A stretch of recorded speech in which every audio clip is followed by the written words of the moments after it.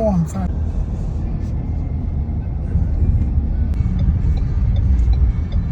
I will not be happy.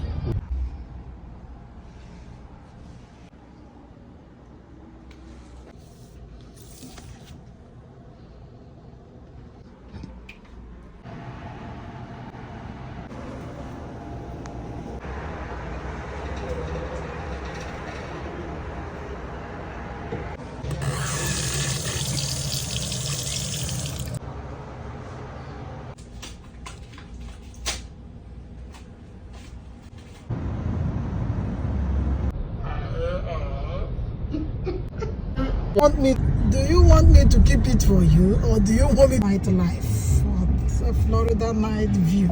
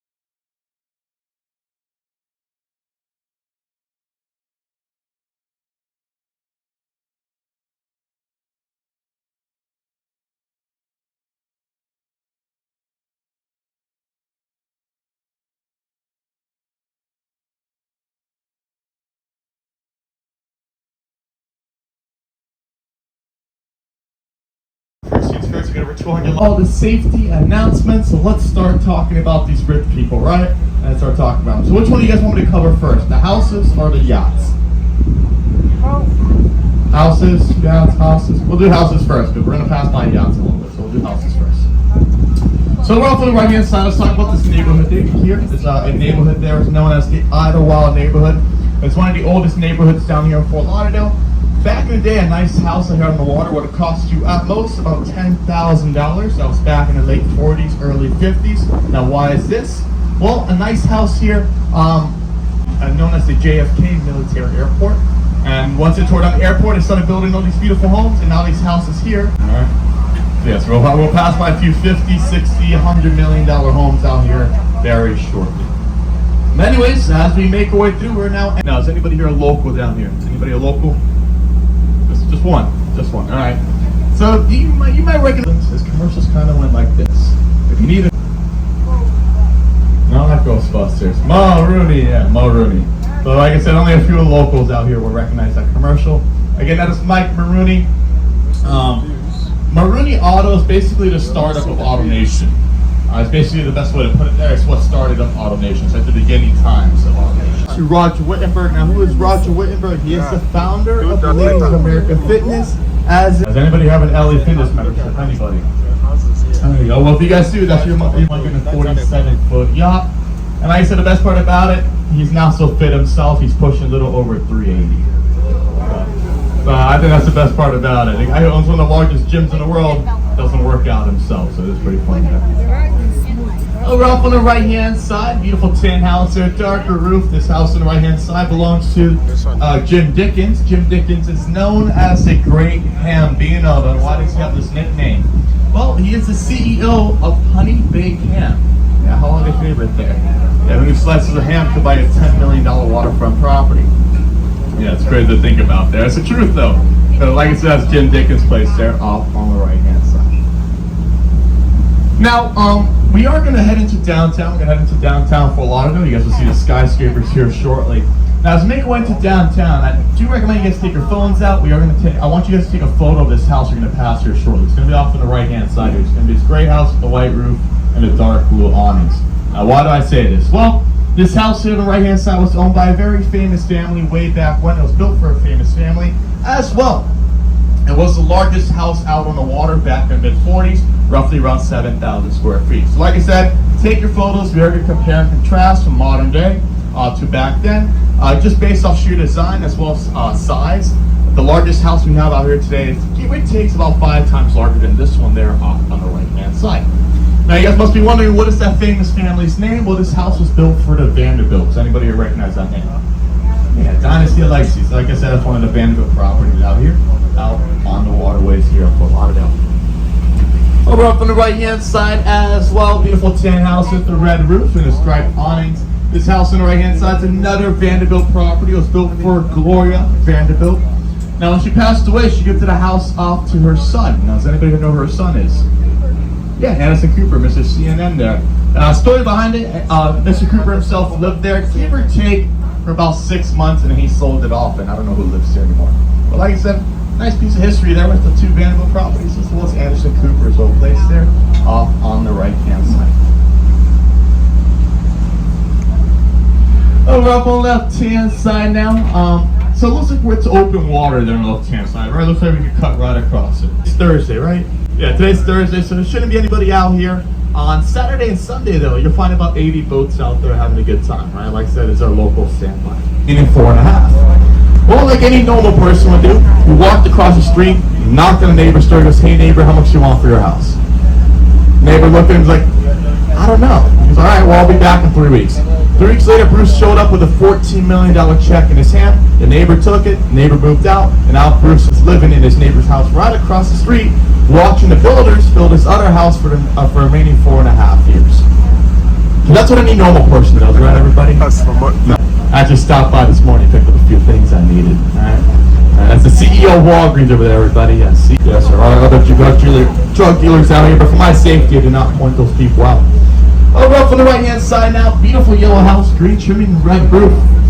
This house on the right-hand side used to belong to Pamela Huizinga. Now she no longer lives there.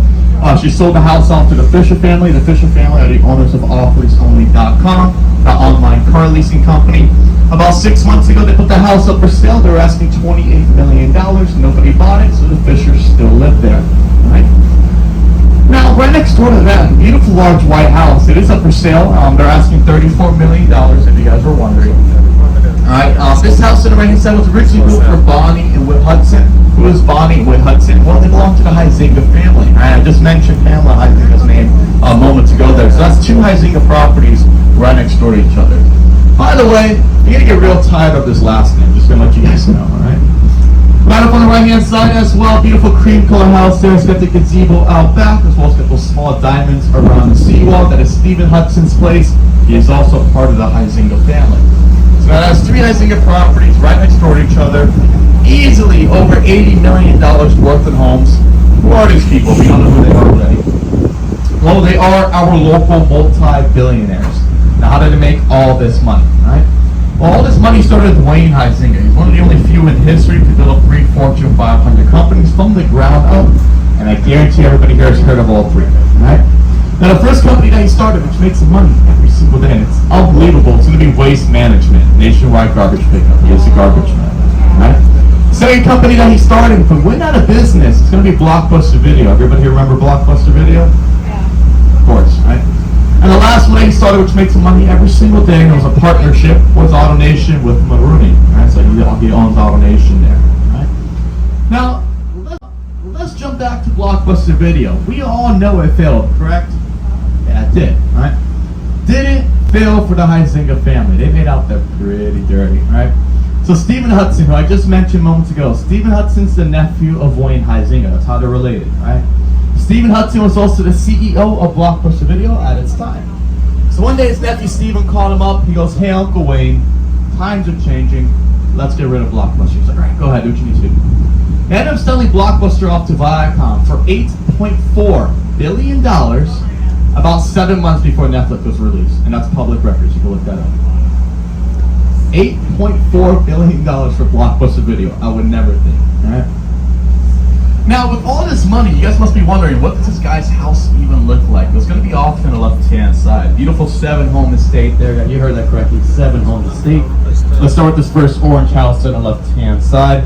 That is the mother-in-law's house. Now, how do I know this? Well, getting a look at the property. It's the one that's furthest away from the main home. That's how I know, right? Now you got the little greenhouse here tucked away amongst the trees. That small greenhouse there was originally built for a small German Shepherd. Yes, that is the dog's house. Right? Show of hands, who would take the dog house? I would too. Yeah. And you got the rest of the 7-home estate there, which all belong to Wayne himself. Now, look at the blue bell tower. You can't miss that bell tower. And look closely at it. Do you guys see all that gold trimming that is lined up along that blue bell tower? You guys see all the gold trimming? Yeah. Well, all the gold you guys are looking at there, none of that gold is paint. None of it is fake. That is all real 22 karat inlaid gold. Yeah. Alright? So what that means, if you guys are short on cash, alright, come out here at 3 in the morning, bring a hammer, a chisel, a file, whatever you need. I promise it won't notice anything. The landscaper there is probably like, really? It's real? You know, he's going to take some himself there. So anyways, does Wayne still live there? The answer is no. Wayne did sadly pass away back in 2018, and he sold the house off to Chuck. If you guys pay attention on my tour, I'm going to mention Chuck West's name a few more times. He does own 2 properties out here, out on the water. Now, for all the ladies on board, if you're wondering, is he single? Well, he's not, but, you know, I don't know how to explain it. There's room there for one more if you're interested. Over up the left-hand side, beautiful house there. And found out he had that house there built for his niece Holly as a $22 million starter home for her wedding present. Anybody here got $22 million? Maybe more like a gift card or like Applebee's or something. Over up on the right-hand side, beautiful Spanish-style house there. This house on the right-hand side was built for Glenn Bell. All right, now I'll give you a hint. You might go here at 4 in the morning. Taco Bell, yeah, there it is, yeah, Taco Bell. There's the Taco Bell family back there. And on over here on the left-hand side. This is amateur hour out here. So like I said, it's a Taco Bell house about 3 years ago. They ended up moving out west to Arizona because according to them it was too hot down here in South Florida. Makes no sense. You know this? Well, let me explain, alright? So this house is a new house on the property, alright? The old house that used to sit there used to belong to the Radio Shack family, but as you know, they went out of business, so they sold the house. So they built that new house on the property. When they finished the house, they put it up for sale for $17 million. Nobody bought it. They tried to take advantage of the market during COVID. They jacked up the price at $39 million. Nobody bought it. And now it's up for Airbnb at $51,000 a week. Nobody rents it. Alright? Nobody's home. And a lot of people do that out here. A lot of these homeowners try to take advantage of the market. So off on the right-hand side, these green condo/apartment buildings there, right? That's the only good deal I have out here. A nice 2-in-1 there on the right-hand side. It's going to start you about $68,000. Yeah, $68,000, and that was back in 1989. Right? Yeah, no. Now today, that 2-in-1 is going to run you around a little over $500,000, somewhere around $525,000 last I checked. All right, which is still not too bad to be out in here on the water, believe it or not. Most of these apartments, some of them go for $1 million, which is crazy. But like I said, 2-in-1, they're a little over $500,000. Now, if you get the money in your bank, you are going to be waiting. You're going to wait anywhere from 6 months to a year. And that's not too bad. I know during COVID, when the prices dropped just enough, it was almost 2 years there of waiting this. So it's nice that it's come down quite a bit there off on the right-hand side. I recommend it. It's a nice community, and you're right across from Los Olas Boulevard. And I'll explain more about Los Olas in a minute. Back on the left-hand side now, I recommend you guys take your phones out once again, take a few photos of this property here off on the left-hand side, that older-looking white house there, built back in the mid-30s. Built for a very famous gangster. Now that gangster's name was Bugsy Siegel. That is Bugsy Siegel's old place there off on the left-hand side, which is pretty unique there, yeah. Like I said, it's nice there. They were supposed to tear it down in 2016. They couldn't. They had to remodel it. So now somebody lives there, and it's all nice and new on the inside. Now, the best part about Bugsy Siegel is the guy next door to him, the yellow house there with the white boat out back, right there on the left-hand side, right? That is Jim Nagel's house. Now, you're probably wondering, who's Jim Nagel? Well, he is the former mayor of Fort Lauderdale. And I find that quite suspicious. You know, what is the mayor and the gangster doing living next door to each other, right? A little suspicious there, right? Shipments came in real easy last night. I don't know what to tell you, you know? I don't know. They move so quickly out here. You know, there was a house there last week. They tore it down, and now they're already building a new one. I don't understand it. They move quickly out here. You know, when there's money involved, everything moves quickly. So I realize most of you guys from out of town, correct? Everybody, most of you guys from out of town. Has anybody here been lucky enough to see one of our local men? Well, it is. They try to stay away from the boat traffic, so keep your eyes peeled out here. You might see a few. As well, anybody here so far seen a local iguana population out here? Those big green lizards walking around. Everybody seen them already? Yeah, right. So for my out-of-towners, does anybody here know to tell the difference between a male and a female iguana? Anybody? No. All right. So I'll let you guys know a local secret. I'm gonna bob his head up and down. The female, side to side. All right. There you go. Yeah. So there's a joke, people. That's why there's a bar on board. It is down below. It is down. Over out from the right-hand side, big tall green building that is the Riverside Hotel. That is the oldest hotel here on the water. Opened up its doors back in 1936. Now, believe it or not, one of our former presidents did a ribbon cutting there way back when. And that president's name was Ronald Reagan. Yes, he's the one who did the ribbon cutting there way back when they first opened it. Over up on the right-hand side as well, little White House. There's a the green trimming and the gray shaft roof. This house on the right-hand side is known as the Stranahan House there. It is the oldest structure down here in Broward County. Built back in 1901. It was built for Frank and Ivy Stranahan. Frank was a businessman, and Ivy was the first school teacher out here, out on the water's edge. So let's see what type of boat traffic we got up ahead. Looks like we got a sailboat. No big deal. We'll let them cruise their way in as we make our way through. So anyways, if you guys look on either side, right or left-hand side, you can see that brick pathway. That brick pathway is our Riverwalk, spans over 10 miles. It was all given to us by one guy, and that guy's name is Wayne Huizinga. He's the one who gave that pathway to us out here. He's the one who paid to build it out here. So, like I said, it's known as the Riverwalk, spans over 10 miles. Since most of you guys are from out of town, I do recommend you guys take a walk on it. There's a lot of history along the water's edge. There's a lot more history away from the water's edge, and that pathway takes all the way around this way down the right-hand side. Do we pay for the bridge to open? No. Are there restrictions how many times it can open up in 1 minute? No. Between those time frames, at least you know the bridge is not going to go up on you. So really got to look forward to big, tall, white building way off in the distance. All right. Over 1,500 guests stayed there last night. You get breakfast and lunch for free. Alright. Now I have stayed there a couple nights myself. It really isn't too bad. And that hotel on the left-hand side is known as the Broward County Jail, right everybody? Yeah, so this is the largest hotel that we have out here out on the water. That's not a joke, people. Alright, yes. Like I said, it's a local jail out here. Now, just like the bridge tenders, give a nice wave to our inmates on the left-hand side. Like I said, just like the bridge tenders, they don't get out much either, so give a nice wave when we pass by. There you go. Like I said, looks like we got that sailboat in front of us, has no idea what he's doing. I'm sure Captain Chris is probably yelling at him on the radio. You know, just another day out here on the water. You know, it's a typical Thursday, as I like to call it, typical Thursday. What you gonna do? So you guys might have noticed it is quite narrow, at least the river is pretty narrow out here. And there's a reason for that there. This water is naturally formed over 500 years ago. Happened to form due to an earthquake that happened underground, opened up an underground aquifer. Now this body of water used to be about 85 feet deep way back when. Now today the water that we are sailing on is no deeper than 20 feet of water. All that sand and silt and mud has built up, and like I said, it's no deeper than 20 feet of water out here. And 85 feet would be a little ridiculous for today, but good thing it's not, because you know people drop things and you know so on and so on. So like I said, we got the sailboat there. He has no idea what he's doing, so it's okay. It's all right. It's all right. You know, we got time out here. We'll figure it out. So let's jump over to the left-hand side while we wait for the guy to figure out the oldest restaurant out here on the water. Now you guys probably have no idea what the Maxwell Room is. Well, it's an old speakeasy, and it's still kept in its historic state, so it's pretty unique there. Like I said, it's at the downtowner. You do have to ask permission to go in there. It's not open. You do have to ask permission to see if they'll let you in there. Sometimes they say no. Most of the time they'll say, yeah, go ahead, take a few photos, and then they'll kick you right back out. Like I said, it's at the downtowner. Go ahead and check it out. It's no speakeasy. It's pretty cool. Over up on the right-hand side now, large park there with a large pavilion while we wait for this bridge to open up there. That large park there on the right-hand side is known as Bouvier Park there. That's its real name.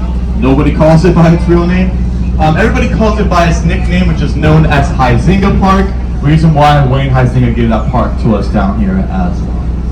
Now, I don't want to bore you guys too much about Wayne Huizinga because I could go on and on and on about him, and it gets boring after a while. But I am going to mention, some of you guys might have recognized that last name from the sports world. He's the only guy in history to own 3 major sports teams at the same time. There's going to be the Florida Panthers, our hockey team, the Florida Marlins, which is now the Miami Marlins, our baseball team, and the Miami Dolphins, our football team. They still own 5% of the Dolphins, called the foot in the door deal. I have no idea what it does, but they own 5% of them. As well, back to the Marlins here. It's just incredible to think about, because you think about it, it's just like common sense. But anyways, so with the Marlins, Wayne bought the Marlins in the early 90s for next to nothing, spent all this money, built up a great team, they won the World Series, He sold the team for 6 times more than what it cost him to build. Waited 3 years, Marlins became bad again, bought him again, built the team, and sold him one more time and made money. Anyways, over up on the right-hand side, large white tent there, strung up lights. That is the wharf. The wharf is the largest. My favorite spots out here. I guess no longer is. They cut it down to about 1,200, and that's the new full capacity. Now, any Thursday, Friday, Saturday, or Sunday night, like tonight, around 10 o'clock, you will find the full capacity there with no problem. I can guarantee it. Like I said, it's the wharf. I highly recommend it. Why not? Go ahead and check it out then. Let's see if the light is blinking green. That means we are good to go. So up ahead we got another picture of this FBC hour train bridge there. For those of you guys who are sitting on the right hand side, you're going to notice that light is blinking green there. That means we are good to go. Now if that light was blinking red, that means we're on a timer. That timer means we got 6 minutes to clear this bridge, right? So the timer starts at 6 minutes, makes its way down to 00. All I can say is make sure you're not underneath the bridge when it hits 00, because that bridge will land up on top of you, alright? Like I said, everything's on a timer out. Get a Pirate Republic. Now, if you guys want to check out what Guy Fieri recommends, this one he recommends down here in Fort Lauderdale as well. Now, if you guys have trouble looking for that episode, go on YouTube, type in Guy Fieri, and type in Vanilla Ice right after it. For some reason, he was on that episode with him. Don't know why, but he was. Over off the left-hand side, we got those 2 tugboats there. Now, I could explain a little bit about those tugboats right now, or I could save it for later. It's up to you guys. Do you guys want me to talk about the tugboats, or do you guys want me to save it for later? No? Yes? No? No response? Go for it. Why not? Alright. So those tugboats, it's hard to explain because they don't have anything hooked up to them. Those tugboats, they tow yachts, right? Now, they don't tow yachts that are broken. They tow yachts that are perfectly fine. Now, why is this? Well, on the New River, legally, on the New River itself, you cannot drive your yacht that's 140 feet up and down the river on your own power. It has to have tugboats hooked up to it. Alright? Why is this? It's too narrow, you're guaranteed to hit something. So instead, they hire those towboats or those towing companies to put one tugboat on the front of the yacht, one on the back of the yacht, and they'll pivot these yachts in and out of corners. The largest yacht they've ever done was 210 feet long and 41 feet wide. Alright? Put that perspective there. It's a little larger than 3 times the size of us here in length, and then give or take about 15 feet wider than us. Alright? As well, I don't know if you guys saw it, but it says Huizinga there on the side of the building on the right hand side. That's another thing he gave to us down here. Like I said, there's tons of things out here. So back to those tugboats quickly here. How much does it cost to tow your yacht? If everybody wonders. One way with the tugboat, no matter which company you use, one way is $8,000. And that's only for 2 miles, if that. That's all they're really going to tow it for, is about 2 miles. $8,000. So if you get your wallet at the dock, you got to go back, $24,000. Alright? And like I said, legally, if your yacht's 150 or 60 feet long, you cannot take that yacht in and out of the river. You will be fined if they find out. Alright? Like I said, they have to hire those towing companies. Alright? But on that note, we have spun around, which means we are going to retrace our steps out of the river. So if you guys can see something on the way in, you guys can now see it on the way out. As well, if you guys parked at the hotel, you have to pay for parking. Now you guys have 2 options for parking. So let me explain here. I guess we got a water taxi there on the left-hand side. I don't know what they're doing there. Sorry, I get distracted easily. So parking, alright? So if you guys parked at a hotel, I know we had issues earlier with the other boats, so some of you guys might have been here a little longer than you should have been. If you pay for parking on board, it's going to be $11. Now that $11 parking is good for 6 hours. So if you guys decide to grab lunch after this cruise, like I said, you have 6 hours to leave that hotel, the parking will be $11. Alright? The other option is, you cannot pay on board, you can pay at the gate on your way out, below at the bar. Just tell them, hey, I got to pay for parking. They'll give you a parking slip and you'll be good to go. So like I said, if you're thinking about grabbing lunch after, pay the $11. Save yourself the money, why not? But if not, pay at the gate. Either one, you have both options. We're going to head out to Port Everglades. We're going to look at the cruise ships and cargo ships, the yachts. But I am going to take about a 30-minute break, give my voice a break here until we enjoy the music. I'll be back in about 25-30 minutes. Thank you very much, everybody. Thank you.